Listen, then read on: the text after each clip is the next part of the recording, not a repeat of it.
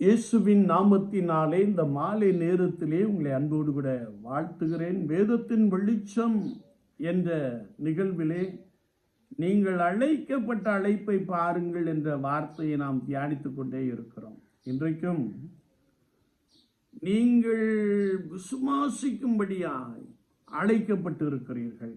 உபாகமத்தின் புஸ்தகம் 20ஆம் அதிகாரம் 4ஆம் வசனத்தை நாம் வாசிக்கின்ற போது, உங்களுக்காக உங்கள் சத்துருக்களோட யுத்தம் பண்ணவும் உங்களை ரட்சிக்கவும் உங்களோட போகிறவர் உங்கள் தேவனாகிய கர்த்தர் என்று சொல்ல வேண்டும் என்ற ஒரு வார்த்தையை நாம் வாசிக்க முடியும்.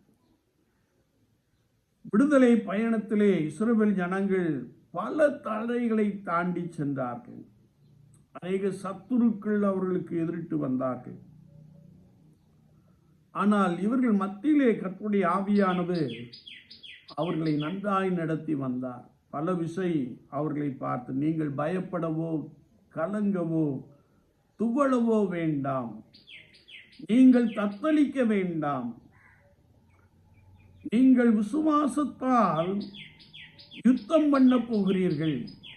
இந்த விசுவாசம், இந்த யுத்தத்திலே எங்கள் தேவனாகிய கர்த்தர் எங்களோடு வருகிறார் என்று அந்த விசுவாச அறிக்கை செய்கின்ற பொழுது ஆண்டவர் யுத்தத்திலே ஒரு பெரிய ஜெயத்தை, ஒரு பெரிய வெற்றியை கொடுக்கிறார் என்று சொல்லி நாம் பரிசுத்த வேதாகமத்தின் மூலமாக அறிந்து கொள்ள முடியும். என்னை கேட்டுக்கொண்டு இருக்கிற என் அன்பு சகோதரனே, சகோதரியே, வாழ்க்கை என்னும் பயணத்திலே நீ கலங்கி கொண்டிருக்கலாம் அல்லது பயந்து கொண்டிருக்கலாம்.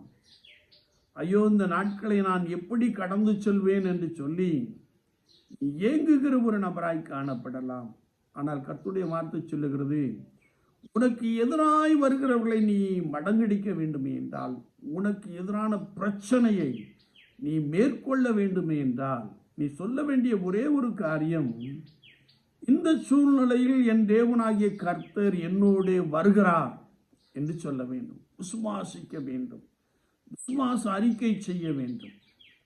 எனவேதான் தானியேலின் புஸ்தகத்திலே நாம் வாசிக்கின்ற பொழுது, சாத்ராக், மேஷாக், ஆபேத் நெகோ என்பவர்கள், நாங்கள் ஆராதிக்கிற தேவன் எங்களை தப்புவிக்க வல்லவராக இருக்கிறார் என்ற விசுவாச அறிக்கை செய்தார்கள். அக்கினி சூழலிலே போடப்பட்ட பொழுதும் அவர்கள் விடுதலையோடு கூட உலாவி வந்தார்கள். அவர்களோடு கூட ஆண்டவர் உலாவி வந்தார். இதை ராஜா பார்த்தான் என்று வேதம் சொல்லுகிறது. அவன் பார்த்துவிட்டு சொல்லுகிறான், ஒருவேளை சாத்ராக், மேஷாக், ஆபேத் நெகோ என்பவருடைய தெய்வமே தெய்வம் என்று அறிக்கை பண்ணுகிற ஒரு வார்த்தையை நாம் நன்றாய் அறிந்திருக்க முடியும். என்னை கேட்டுக்கொண்டு இருக்கிற என் அன்பு சகோதரனே, சகோதரி, உன்னுடைய வாழ்க்கையிலே ஒருவேளை நீ போராடி கொண்டிருக்கிற ஒரு நபராய் காணப்படலாம், அல்லது சத்துருக்கள் உன்னோடு கூட போராடி கொண்டே இருக்கலாம்.